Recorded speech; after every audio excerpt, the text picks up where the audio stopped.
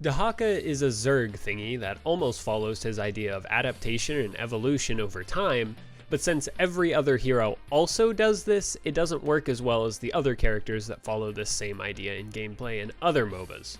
Instead, he's a standard healing bruiser that gets a little stronger near brushes, and a good map-wide presence. I still like his design, and he's still one of my favorite bruisers in the game, full stop. Speaking of that map-wide presence, his unique movement ability is a channeled teleport to any brush on the map and comes with a passive 20% movement speed bonus while in and for 2 seconds exiting the brush. The level 1 quest talent comes with a constant 2 extra seconds of the move speed bonus and grants even more move speed for essence collected. Pack Leader, which grants armor and attack speed during Brush Stalker, is alright, but usually overshadowed. Apex Predator, though, is a really good storm talent. It reduces the cooldown of the ability by a lot, and also shortens the cast time by a bit. It really helps with pressuring multiple lanes at once with only one character. His trait collects essence as enemy units die near him. He can store up to 50 essence and consume it all at once to heal him for potentially quite a lot over a few seconds. He gains more from heroes, but this can build up super fast if he's fighting in a lane. It has a ton of talents that work toward making him function in any one particular playstyle. Tissue regeneration is for durability, giving passive health regen for collecting essence as well as max essence held. Really good for healing the entire health bar back mid-fight, and there aren't really long enough heal reductions to stop it from always being a solid pick. One Who Collects is probably the best for offlaning and playing alone, contesting Hero Stalker, which is only good if he sticks around to fight, or is laning against a clone-creating hero. Primal Rage is a sort of payoff for tissue regeneration, granting attack damage based on essence held, which is a difference of 13 when holding max with tissue regen versus not. His Q is a standard kidnap ability, a short skill shot that tethers the first opposing unit hit for 1.75 seconds. Though it is wild that it's only a basic ability instead of his ult, because of how strong this type of ability tends to be. Of course, it's only as strong as his teammates following up on the ability, but its potential is extremely high combined with the additional move speed of Brush Stalker. If 1.75 seconds doesn't sound very long, then how about half a second longer?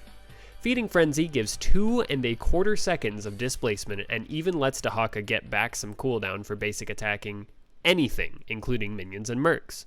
I think this is the worst offender of one-sided design on this character, which, to be fair, is a common pitfall for kidnap-type characters, but this talent also gives him the best of both worlds at an early level, both longer duration and lower cooldown.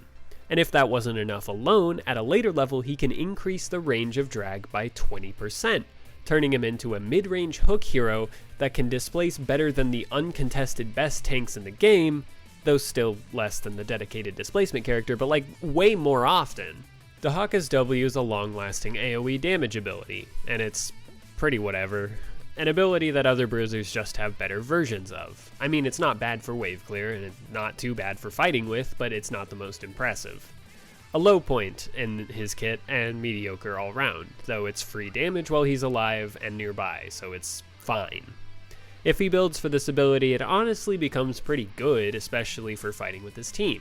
Since he's so tanky, I can't see a lot of use cases for the level 1 that just gives spell armor, though the duration is a little nice. Symbiosis is a really good talent in fights, but it's contesting Feeding Frenzy, so this won't be chosen often, if at all.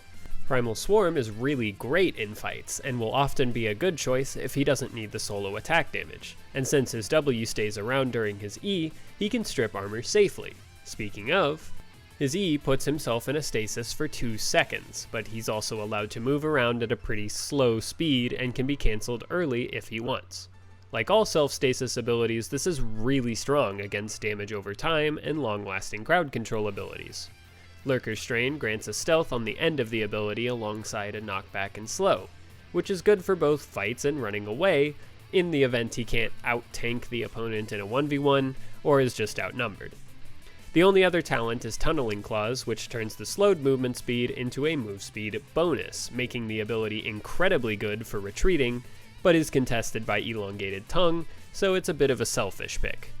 Dehaka's first ult is a skill shot that slows, silences, and reduces the vision of the first opposing hero hit, with a little damage as a treat. As the name would imply, it is very good at isolating a target, even if their team isn't that far away. Of course, they can still be healed and peeled and whatever. The Storm talent grants an AoE effect to the ability at the cost of some damage, though that's not the main point of it, so don't worry. But it's also not a large AoE, so it's situational at best. His second ult is a 4-second timer that gives back all the health he lost during the countdown. It's pretty alright in fights, and can function as a second use of his trait to effectively have 3 full health bars without the need for a healer to look his way a single time. Very good for stalling, or if he knows he's about to be crowd control chained for at least 4 seconds. The healing can be reduced if the opposing team is paying attention and has a healing reduction available. The Storm talent makes it viable to use reactionary and also heavily reduces the cooldown, making him super hard to put down late game.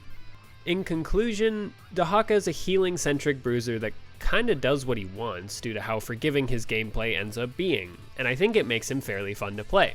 The problems are introduced when playing against him due to his fairly one-sided crowd control, and if his teammates are paying attention, it's potentially a kill every time his Q comes off cooldown, especially if he has a teammate with an ability that makes it easy to land, like Variant's Charge or Rhaegar's Totem.